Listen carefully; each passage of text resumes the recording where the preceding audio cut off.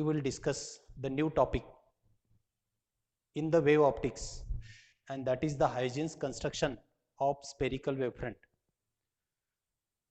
So already we have studied what is the Huygens principle, the concept of the wavefront, the types of the wavefront, and wave normals in the previous videos. Today once again I want to explain the Huygens principle because Huygens construction is based on the Huygens principle. So what is the Huygens principle? Every point on the wavefront becomes the secondary source and emits the secondary waves in all possible directions. The envelope of all these secondary wavefronts gives the position of the wavefront at later instant. तर मागच्या व्हिडिओमध्ये आपण 12वीच्या wave optics या टॉपिकमध्ये आपण wave लाईटचं nature बघण्यासाठी 3 theory बघितले. आपण हायजेन्स प्रिन्सिपलमध्ये वेव्हफ्रंट म्हणजे काय, वेव्ह नॉर्मल म्हणजे काय, वेव्हफ्रंटचे 3 प्रकार कुठले, या सगळ्या गोष्टी आपण बघितल्यात. त्याच पद्धतीने हायजेन्स प्रिन्सिपलचा पण आपण अभ्यास केलेला आहे. तर आज आपण त्याच्या पुढला पॉइंट जो आहे, जो महत्त्वाचा आहे, त्याचं नाव आहे Huygens construction of spherical wavefront and Huygens construction of plane wavefront. हे 2 मुद्दे आज आपण बघणार आहे. So Huygens construction is based on the Huygens principle. So here first of all consider the source of light, that is S is the source of light. It emits the waves in all possible direction. So initially you can consider the spherical wavefront X, Y. So S is the source of light that emits the waves in all possible directions. By considering or by taking the time t, we can draw the spherical wavefront xy by taking the radius is equal to ct, where c is the speed of the light. So this distance is the ct. So this is the initial position of the spherical wavefront xy. So within the Huygens construction, we want to locate the position of the wavefront at later instant, and for that we are taking the points on the wavefront A, B, C and D. So let us consider the points A, B, C, D lie on the wavefront XY. So the first point is XY be the initial position of the spherical wavefront, and this construction is geometrical construction, and this is based on the Huygens principle. So within the second point, all these points A, B, C, D acts as a secondary source and emits the waves in all possible directions, the backward as well as in the forward directions. So that is according to the Huygens principle. So this point is important कि Huygens construction is based on the Huygens principle. Therefore according to within the second point, according to Huygens principle, all these points on the wavefront A, B, C, D acts as a secondary source and emits the light wavelets, means waves, in all possible directions. So again we are going towards this third point. Here we want to locate the position of the wavefront in time t1, and therefore by taking the radius is equal to ct1 and the center as the point sources A, B, C, D, we can draw again the wavefronts. So this is the first wavefront, this one is the second wavefront, this is the third wavefront, and this one is the fourth wavefront. So all these forms the new wavefronts as A is the center, B is the center, C is the center, and D is the center. So all these wavefronts are shown here. So here within the third point you can draw the spherical wavefront by considering A, B, C, D as the point sources. This distance is nothing but C1t, not Ct, because we are locating the position of the wavefront at in the time t. Within the fourth point, by considering or touching all the surfaces of the spherical wavefront, you can draw the new envelope that is touching to all the spherical wavefront, and this envelope or common tangent is called x dash y dash. The envelope of all these tangent, that is common envelope x dash y dash, represent the position of the wavefront in the later instant, that is in the time t1. So in this way, by using the Huygens principle, we can construct the spherical wavefront. That means you can locate the position of the wavefront at the next instant. तर परत एकदा लक्ष द्या की आपण आज बघणार आहे की हायजिन्स कन्स्ट्रक्शन हा जॉमेट्रिक कन्स्ट्रक्शन आहे. ह्याची डायग्राम महत्वाची आहे, बोर्डाच्या टेक्स्टबुक मध्ये पण ती दिलेली आहे. तर याच्यामध्ये पहिल्यांदा आपण काय करायचं की एस हा सोर्स कन्सिडर करायचा, कारण आपल्याला माहिती आहे की spherical wavefront is always produces from the point source, म्हणून हा एस हा सोर्स ऑफ लाईट आपण दाखवायचा आहे. हे सगळं कन्स्ट्रक्शन जे चालू आहे ते एअरमध्ये आहे, एकाच मीडियामध्ये आहे. त्याच्यानंतर हा सगळ्या बाजूनं वेव्ज हा इमिट करणार आहे. आणखीन आपण हे वेव्ह नॉर्मल्स दाखवतो इथं. हा सगळ्या पॉइंट्सना वेव्ज सगळ्या बाजूने इमिट करणार आहे. तर आपण सीटी एवढा डिस्टन्स घेऊन, हा सीटी जो आहे तो रेडियस आहे, तेवढं डिस्टन्स घेऊन आपण इनिशियली हा एक स्पेरिकल वेवफ्रंट दाखवणार आहे की ज्याचं नाव आहे एक्स वाय. तर x Y is the initial position of the spherical wavefront, असं आपण पहिल्या पॉइंटमध्ये म्हणलेलं आहे. सेकंड पॉइंटमध्ये याचा हायजिन्स प्रिन्सिपलचा उल्लेख करणं महत्वाचं आहे, कारण Huygens construction is based on the Huygens principle. आणखीन आपल्याला माहिती आहे की अकॉर्डिंग टू हायजिन्स प्रिन्सिपल या वेवफ्रंटवरचा प्रत्येक पॉइंट हा सेकंडरी सोर्स ऍक्ट होतो आणि तो सेकंडरी वेवलेट सगळ्या दिशेनं इमिट करतो. आणि मग आपण या ए पॉइंट, बी पॉइंट, सी पॉइंट आणि डी पॉइंटला सेंटर म्हणून तिथनं सगळे वेव्स इमिट केलेत, अशा पद्धतीचं इथं कन्स्ट्रक्शन केलेलं आहे. आता नंतर तिसऱ्या पॉइंटमध्ये आपण काय करतो की आम्हाला T1 एवढ्या टाइममध्ये त्या स्पेरिकल वेवफ्रंटची पोझिशन ह्या जॉमेट्रिक कन्स्ट्रक्शन लोकेट करायची आहे. आणखी म्हणून आपण रेडियस इक्वल टू CT1, कारण स्पीड ऑफ लाईट एअरमध्ये फिक्स आहे, आणि मग टाइम फक्त आपण T1 घेऊन ए हा सेंटर घेऊन इथे एक आपण अशा पद्धतीचा स्पेरिकल वेवफ्रंट कन्स्ट्रक्ट करायचा आहे.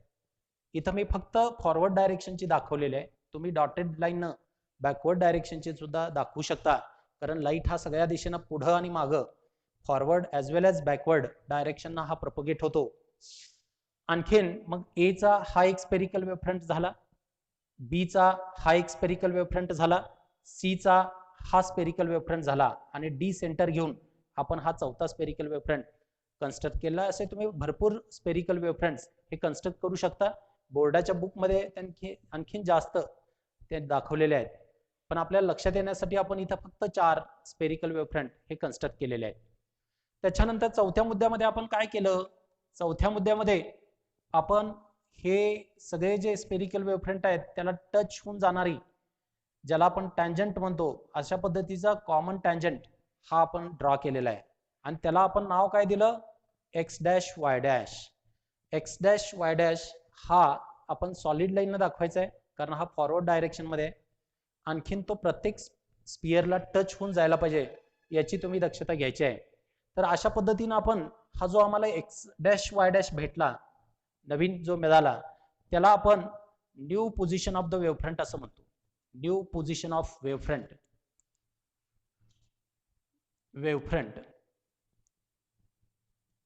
In time T1.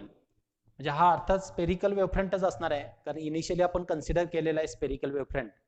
तर या पद्धतीनं आपण या 4 पॉइंटमध्ये, पहिल्या पॉइंटमध्ये एक स्पेरिकल वेवफ्रंट तुम्ही कन्सिडर करा, एस हा सोर्स घ्या. सेकंड पॉइंटमध्ये हायजिन्स प्रिन्सिपलचा उल्लेख करा. आणखीन ABCD हे सेकंडरी सोर्सेस आहेत आणि ते सेकंडरी वेव्ज इमिट करतात हे सांगा. तिसऱ्या पॉइंटमध्ये CT1 एवढं डिस्टन्स घेऊन ABCD सेंटर घेऊन आपण स्पेरिकल वेवफ्रंट तयार केले. आणखीन चौथ्या पॉइंटमध्ये आपण कॉमन टँजंट ड्रॉ करून त्या एक्स डॅश वाय डॅशला आपण new position of the wavefront in the instant T1 असं म्हणलेलं आहे. इथं तुम्ही CT1 हा जो आहे ना रेडियस तो इथं दाखवू शकता एरो करून, कारण इथून इथपर्यंतचा जो रेडियस आहे तो C_T1 आहे. तर या पद्धतीनं by using the Huygens principle you can construct geometrically the spherical wavefront. हा एक महत्वाचा पहिला मुद्दा आपण इथं बघितलेला आहे. तर हीच डायग्राम मी परत एकदा इथं काढलेली आहे. इथं फक्त मी डॉटेड लाईन दाखवलेल्या आहेत, कारण एक लक्षात घ्या, इथं आपण S म्हणलंय, इथं मी या चार्ट मध्ये O म्हणलेला आहे, हा सोर्स मानलेला आहे, आणि इथून हे वेव्ह नॉर्मल्सला एरो दाखवलेले आहेत. तर हे वेव्ह नॉर्मल्स आहेत perpendicular drawn to the surface of the wavefront. मागच्या व्हिडिओमध्ये आपण ते बघितले. आणखीन हे light is only propagated in the forward direction, not in the backward direction. म्हणून हे स्पियर्स किंवा हा कॉमन इनर जो इन्व्हलप आहे तो तुम्ही डॉटेड लाईनच दाखवलं पाहिजे. नाही दाखवलं तरी चालतं, पण जर दाखवायचं असेल तर डॉटेड लाईन आपण ते दाखवणार आहे. आणि तिथं त्याचा उल्लेख करणार आहे की as the light is propagated in the forward direction, that is away from the source of the light S, only the x dash y dash is present and this backward envelope is not in exist, and therefore the x dash y dash represent the position of the spherical wavefront at the instant t. तर अशा पद्धतीने आपण हा पहिला point बघितला की construction of spherical वेव्हफ्रंट किंवा हायजीन्स construction of spherical वेव्हफ्रंट. याच्यानंतर आपण सेकंड जो त्यातला पॉइंट आहे कन्स्ट्रक्शन ऑफ प्लेन वेव्हफ्रंट तो बघणार आहे. तर तो बघत असताना पहिल्यांदा first of all again consider the x y be the plane wavefront. Consider x y be the plane wavefront because we want to construct here the plane wavefront by using the Huygens principle. So x y be the plane wavefront. Again by using means according to Huygens principle, the A, B, C and D, these are the 4 points we are considering on the surface of this initial position of the plane wavefront xy. So according to Huygens principle, all these points acts as a secondary source and emits the secondary waves in all possible direction. Again, by taking speed is equal to distance upon time, so by taking the distance equal to CT and the center as A, B, C, D, we can draw the spherical wavefronts.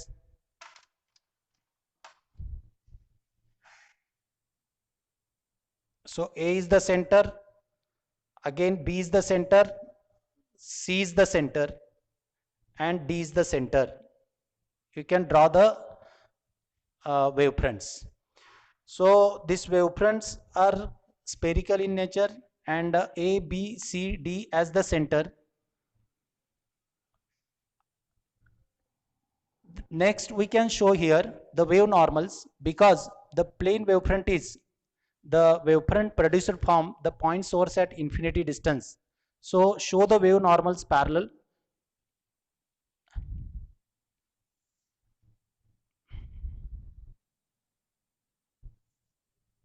So all these 4 lines represent the wave normals. Within the third point, here draw the common tangent, that is the normal or line that is touching to all these spheres, and this normal represent x dash y dash. This is called the common tangent to all these 4 spheres, and this x dash y dash represent the position of the plane wavefront at the next instant t. So here CT represent the radius of all these spheres. तर लक्षात घ्या की आज आपण जसं spherical वेव्हफ्रंट construct केलं त्याच पद्धतीनं आपण आता तेच स्टेप्स फॉलो करायचे आहेत. फक्त इनिशियली कन्सिडर करत असताना आपण एक्स वाय हा प्लेन वेव्हफ्रंट कन्सिडर करायचा आहे. X y be the plane wavefront. तर हा पहिला मुद्दा झाला की x y be the plane wavefront. Second point जो आहे त्या पॉइंटमध्ये आपण परत हायजीन्स प्रिन्सिपलचा उल्लेख करायचा आहे आणि हायजीन्स प्रिन्सिपल प्रमाणे हे जे सगळे पॉइंट्स आहेत ए बी सी डी हे सेकंडरी सोर्स ऍक्ट होतात आणि ते लाईट सगळ्या दिशेनं म्हणजे बाहेरच्या आणखीन आतल्या बाजूनं, कारण हा युनिफॉर्म मीडिया आहे, रेअरर मीडिया आहे, speed of the light constant आहे, त्यामुळे सगळ्या दिशेनं ते लाईट वेवलेट्स किंवा वेव्ज हे इमिट करतात, त्याला आपण सेकंडरी वेव्ज असं नाव दिलेलं आहे. तिसऱ्या पॉइंटमध्ये आपण ह्या स्पियर्स ज्या कन्स्ट्रक्ट केलेत, ए हा सेंटर घेतला, सीटी एवढं रेडियस घेऊन आपण ड्रॉ केलं, बी हा सेंटर घेतला, सीटी एवढं रेडियस घेतलं, त्याच पद्धतीने सी आणि डी. तर ह्या सगळ्यांना टच होऊन जाणारी एक लाईन आपण ड्रॉ करायची आहे आणि त्या लाईनचं नाव आहे एक्स डॅश वाय डॅश असं आपण त्याला नाव दिलेलं आहे. आणि हा जो एक्स डॅश वाय डॅश आहे तो म्हणजे तुम्ही हे जे स्पियर्स काढणार आहे त्याचा उल्लेख थर्ड पॉईंटमध्ये करायचा. आणखीन चौथ्या पॉईंटमध्ये आपण एक्स डॅश वाय डॅश हा new position of plane wavefront at instant t असं आपण म्हणणार आहे. आणखीन एक महत्त्वाचा मुद्दा म्हणजे लाईट हा, मग आणखीन एक प्रश्न येतो की मग मागच्या बाजूनं पण आपण अशा पद्धतीनं टँजंट ड्रॉ करू शकतो, पण लाईट हा सोर्स आहे आणि इथून लाईट इमिट झालेला आहे आणि तो लाईट हा फॉरवर्ड डायरेक्शननं जात असल्यामुळं आपण त्याचा बॅकवर्ड इन्व्हॉल्व दाखवत नाही. तुम्ही जरी दाखवला तरी तो आपण डॉटेड लाईननं दाखवणार आणि हा जो स्पियर आहे तो सॉलिड लाईननं दाखवून आपण एक्स डॅश वाय डॅशला आपण new position of the plane wavefront असं म्हणणार आहे. तर हेच सगळे जे पॉईंट्स आहेत ते इथं मी चार्टमध्ये काढले. हा सेकंड चार्ट बघा, हा एक्स वाय इथं सोर्स दाखवला नाही कारण सोर्स हा इन्फिनिटीला आहे. आणखीन मग